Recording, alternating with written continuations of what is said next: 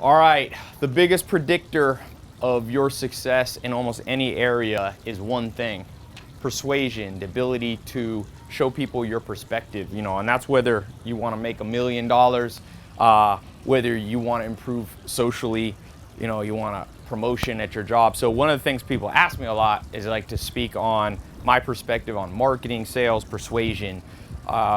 So I thought I'd shoot it here in my house. A lot of people think this is a green screen, but it's just a very bright, sunny day in Hollywood. So the first thing that I always think about when it comes to $1 million marketing, $1 million persuasion, is these 25 cognitive biases. There's about 25 things that make people decide anything, and it's not what you think. There's a good book called Getting More by this Wharton professor, and he says something very interesting. So if you're trying, let's say you have an idea, you're an entrepreneur, you're going to be an entrepreneur, you got a new product you want to sell, you're the next Bill Gates, the next Mark Zuckerberg. Well, I always say, if a tree falls in the middle of the woods, you know that old cliche, if a tree falls in the middle of the woods, will anybody hear it? And I always say, who cares? Because if nobody hears and nobody knows about what you're doing, you can have the most brilliant idea and it will just die, and that happens all the time.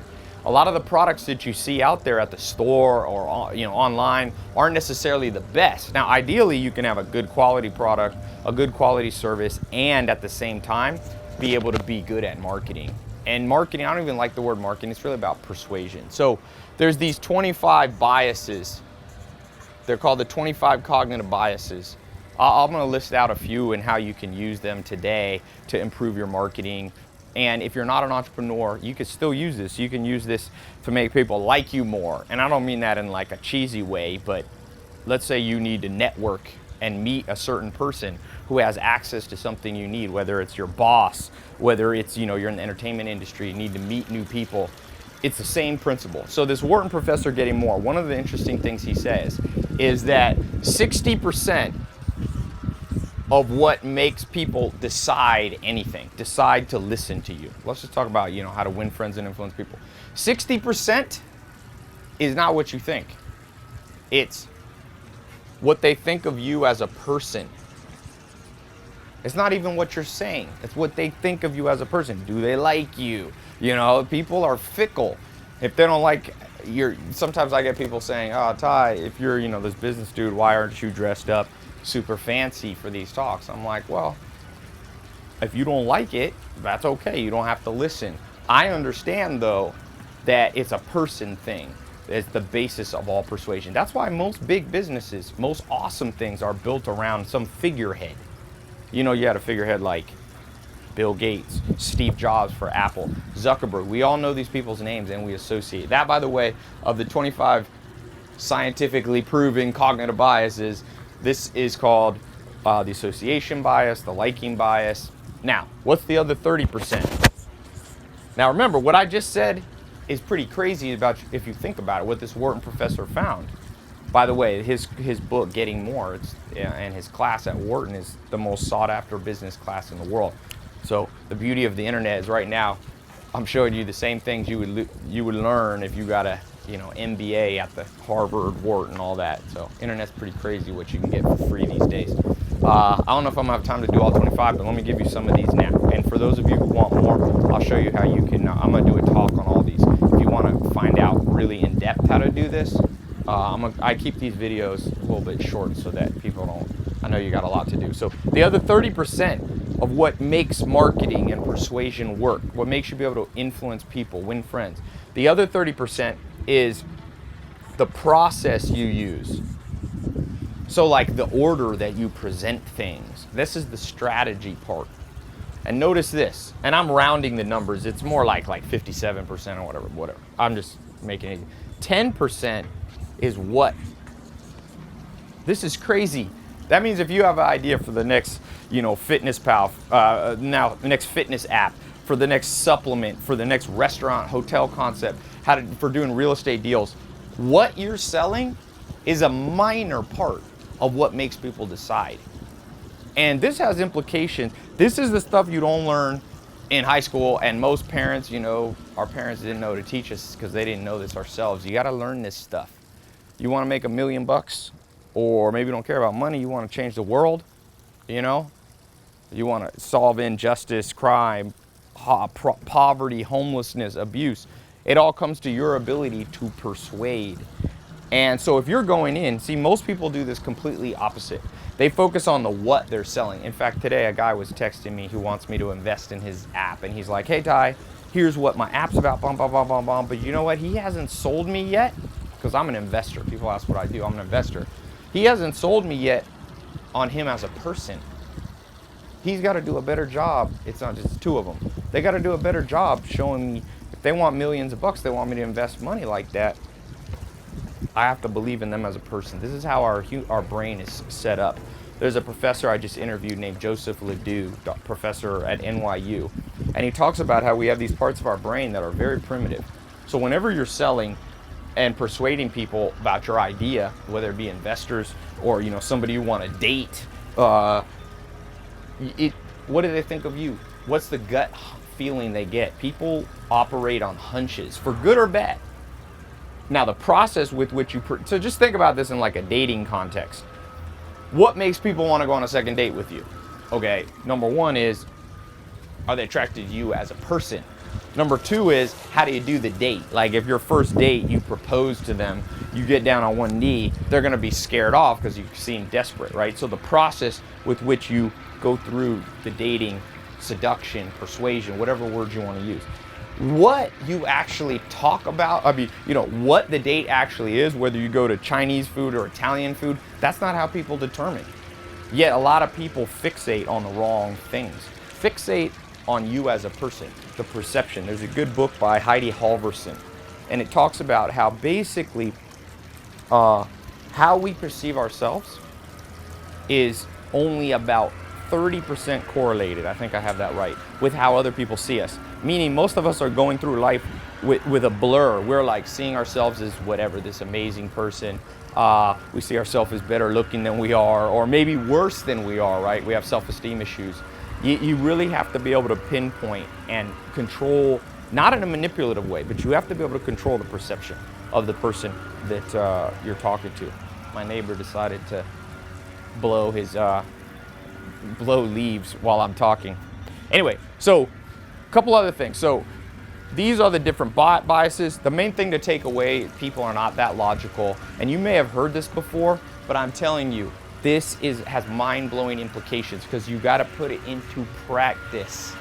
That's why, for guys, I always say, Ryan Gosling in these movies, he did this movie called Only God Forgives, and it's such a Ryan Gosling movie. He doesn't even talk in the movie the first like 5 or 10 minutes. But women are still attracted to him because it's the person and the process. It's not about what he's saying. And so when you bring this back around to, let's say you want to build $1 million company, same principle. What do people's instinctual gut feeling? And that, by the way, that's why Apple has now become the largest company in the world and surpassed Microsoft. People have iPhones much more than they are in Apple products because now Apple's not a person, but legally in the United States a corporation is a person, but it's an entity, and people like Apple. Steve Jobs was the king of making Apple cool, making it like it was kind of this anti-technology yet still technological. Like Microsoft was like hardcore corporate, and Apple pulled off this coup business-wise. They're now worth $700 billion valuation. I think it's the largest valuation in history of humans because Steve Jobs understood this. Now, what they're selling is still a good product. So that's why I said you don't want to be good at marketing and sell a crappy product. Like Charlie Munger says, you can't polish a turd. So if you have something horrible and you just want to make $1 million, I hope you won't listen to this. Now, I've just given you one of the angles. There's 25 more. I'm not going to get, how long have we been going here for? About 10 minutes. Yeah, so I'll go a few more minutes. So, but I am going to do a free talk, an online talk. I've been doing this series of online talks. They fill up quick, and I'm not just saying that, literally do. I crashed the servers the last 3 times I did it. So you should see a link below here. Click the link if you want to hear the full talk. And I'm going to talk on the full 25 techniques to master $1 million persuasion. So the other thing is, yeah, click the link. It's free. You just put in you just register, and it'll hold your spot.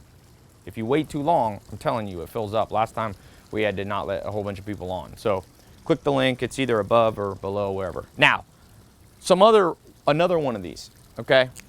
And I'm not gonna flip the page because it's very windy today. So I'm gonna put a little number 2 here, the story.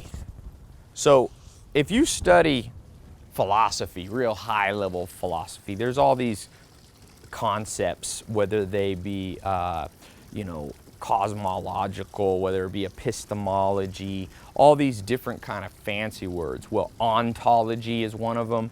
And I'm gonna break it down in layman's terms. All humans are like, their brains are like a movie theater, and they are projecting a movie, and it's their perceptions of life.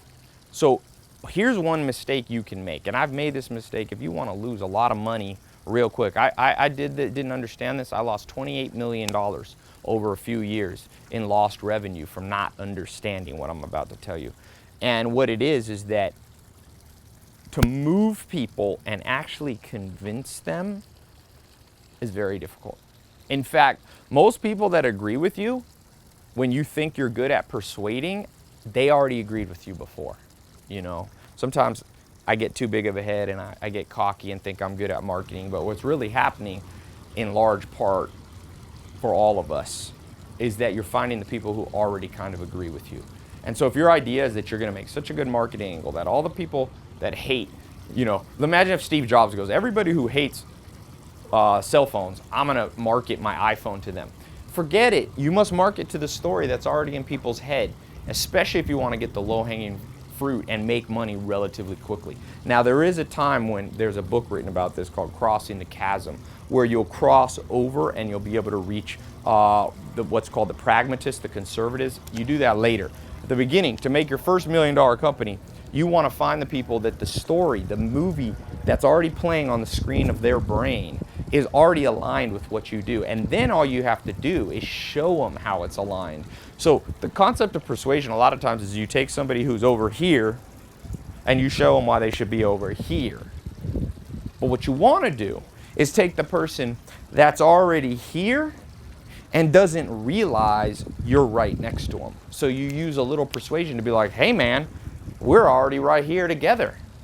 To move somebody from here to here takes so much money and so deep of pockets that unless you are backed by a large fund and you have $20 to $50 million behind you, I wouldn't do it. You know the old saying, don't go where angels fear to tread.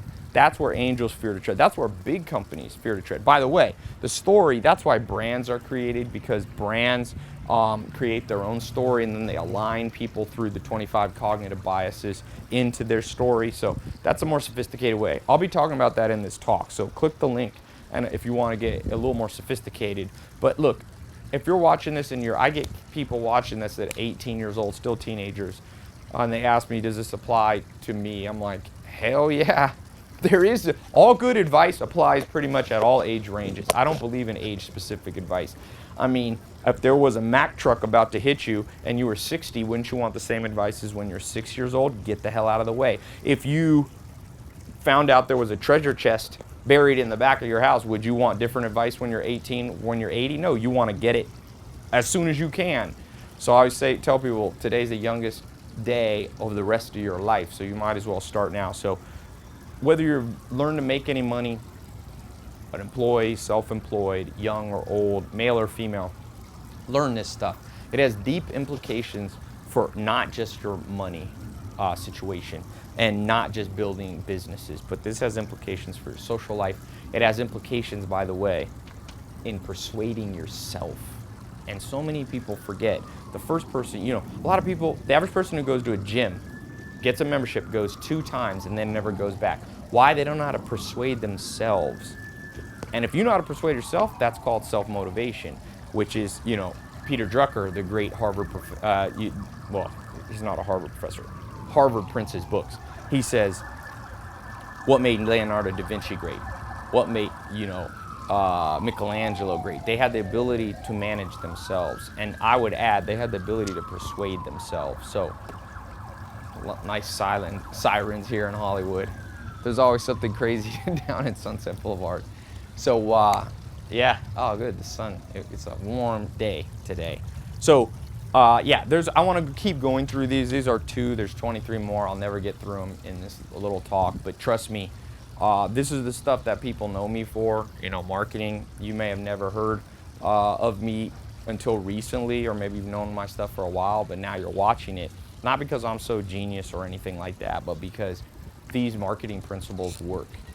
Now, like I said, make sure you're marketing something good. You know, my message to people is the more you learn, the better your life gets. So this is all about knowledge. I call it the knowledge society. It's the new world that's being ushered in. It was predicted back in the 1960s that we'd move from an information age to the knowledge age. So for you, get knowledge inside your head, whether it be in books, a free, you know, video like you're watching now, this free online talk that I'm going to be doing. If you click the links, it'll show you the time. It will adjust the time to your local hour, no matter where you live in the world. So yeah, check it out.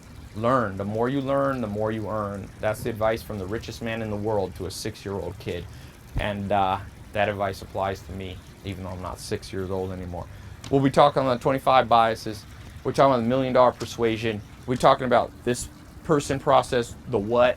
We're talking about the story in people's head. We'll be talking about how to not manipulate, but use this to push people into something they know they should already be doing. Just imagine if you have a gym, you own a gym. If you can be more persuasive, that means people are going to get healthier. Let's say you have, you know, a badass health supplement or something, or like a restaurant with amazing food. You can't just say, I'm going to make something awesome and people are going to come. Those days are over. We live in a world where people get bombarded from 2,000 to 7,000 ads a day. It's too many for people to process. So yeah, go ahead and click the link here, grab your spot. They fill up because it's free. So I'll get, you know, 10,000 people at a time in 40 countries trying to get in there. So if you click and it says that it's full, don't worry, come back in another day. Sometimes I'll do them again. So if you miss it, you click the link, it'll say it's full.